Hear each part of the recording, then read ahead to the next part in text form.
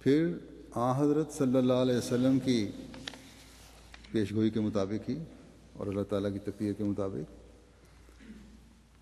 مسلمانوں کی روحانی حالت میں بے انتہا زوال آیا، اور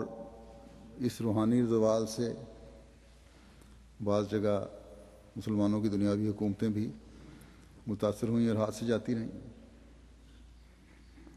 لیکن جیسا کہ خدا تعالیٰ کا وعدہ ہے، اسلام ہی وہ دین ہے جو کامل ہے اور تمام انسانیت کے لیے ہے۔ اس لیے اس حالت نے جو اس وقت تھی پھر سنبھالا لینا تھا، اور یہ سنبھالا حضرت صلی اللہ علیہ وسلم کے غلام صادق اور مسیح و مہدی کے ذریعے سے ہونا تھا، تاکہ اسلام ایک نئی شان سے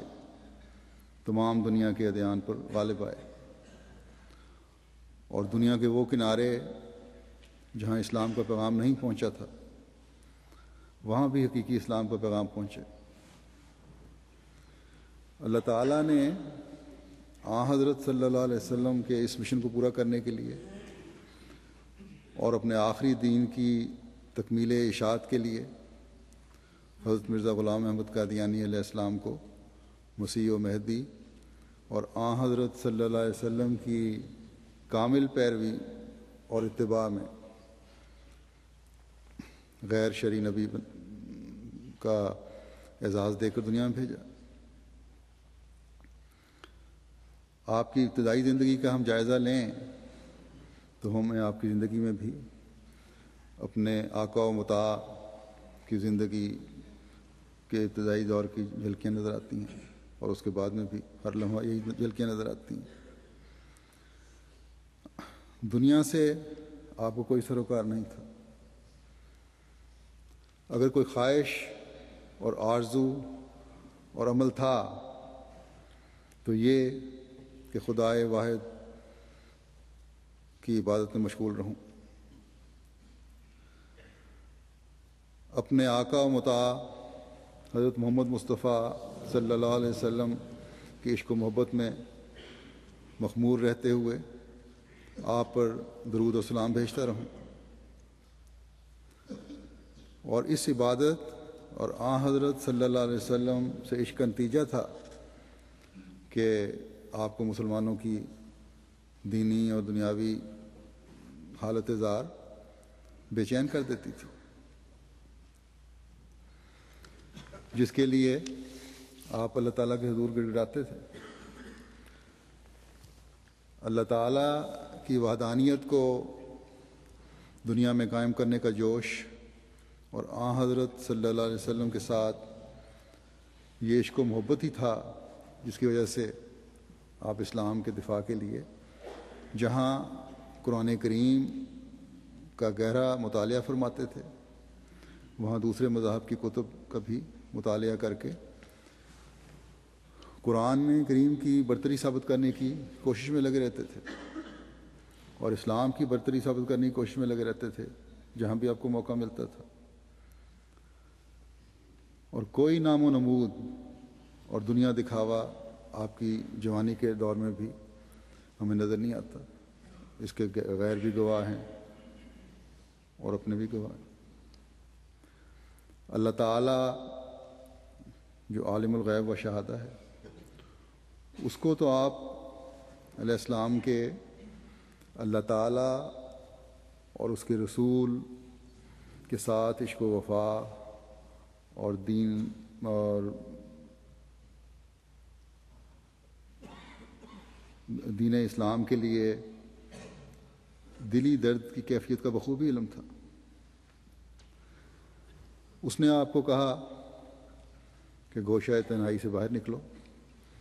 اور صرف اکا دکا لوگوں سے اسلام کی برتری کی باتیں نہ کرو، صرف اپنے حلقے میں مسلمانوں کی حالت زار بدلنے کی کوشش نہ کرو،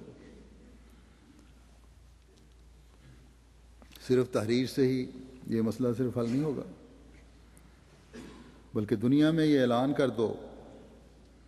کہ آنے والا مسیح و مہدی آ چکا، اور اللہ تعالیٰ سے اطلاع پا کر میں تمہیں بتاتا ہوں کہ وہ مسیح مہدی میں ہوں۔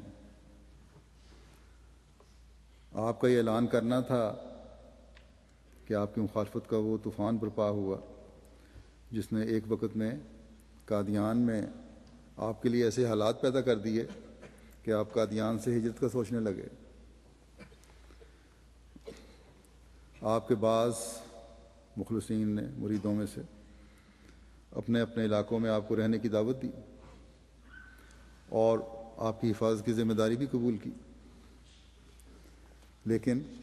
اللہ تعالیٰ کے فضل سے یہ نوبت نہیں آئی، کیونکہ خدا تعالیٰ نے 1882 میں جب اسلام کے دفاع کے لیے براہین احمدی آپ لکھ رہے تھے، یہ تسلی دلا دی تھی کہ حالات جو ہیں وہ آپ کے حق میں ہوں گے۔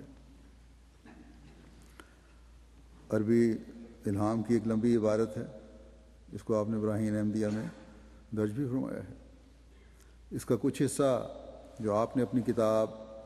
سراج منیر میں درج فرمایا ہے وہ میں پیش کرتا ہوں۔ آپ فرماتے ہیں، یہ پیش گوئی براہین کے صفحہ 242 میں مرقوم ہے۔ انی رافعو کا الیہ والقیت علیک محبتا منی وبشر الذین آمنوا ان لهم قدم صدق عند ربهم واتلو علیہم ما اوحی الیک من ربک ولا تصعر لخلق اللہ ولا تسأم من الناس۔ اس ترجمہ، میں تجھے اپنی طرف اٹھاؤں گا اور میں اپنی طرف سے محبت تیرے پر ڈالوں گا، یعنی بعد اس کے کہ لوگ دشمنی، یہ ترجمہ حضرت مسیح السلام نے خود فرمایا ہے، یعنی بعد اس کے کہ لوگ دشمنی اور بغض کریں گے، یک دفعہ محبت کی طرف لوٹائے جائیں گے،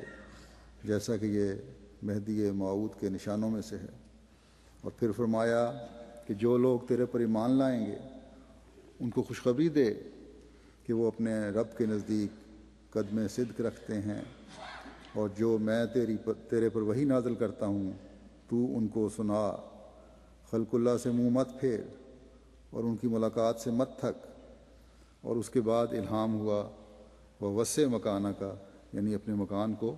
وسیع کر لے۔ اس پیش گوئی میں صاف فرما دیا کہ وہ دن آتا ہے کہ ملاقات کرنے والوں کا بہت ہجوم ہو جائے گا،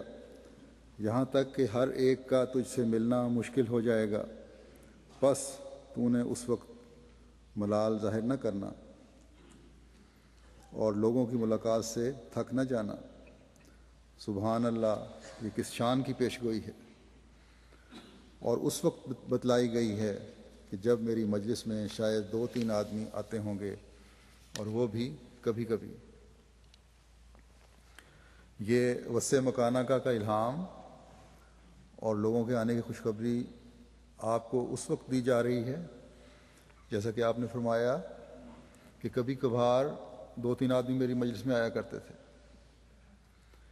لیکن اس سے چند سال پہلے، 4-5 سال پہلے ہم نظر دوڑا کر دیکھیں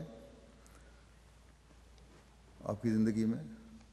تو دنیاوی لحاظ سے آپ کی زندگی میں کچھ بھی نہ تھا، یہاں تک کہ گزارا بھی والد صاحب کے ذمہ تھا، اور آپ کے والد صاحب کہا کرتے تھے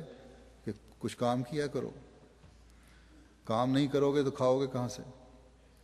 شادی ہوگی تو بیوی بچوں کو کہاں سے کھلاؤ گے۔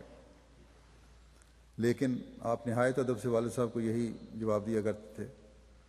کہ جو آپ کہتے ہیں میں کر لیتا ہوں، لیکن میں تو حاکم الحاکمین کا نوکر ہو چکا ہوں، دنیا داری میں تو میرا دل نہیں لگتا۔ والد صاحب آپ کی بات سن کر خاموش ہو جایا کرتے تھے، لیکن آپ کے لیے ہر وقت فکر مند رہتے تھے۔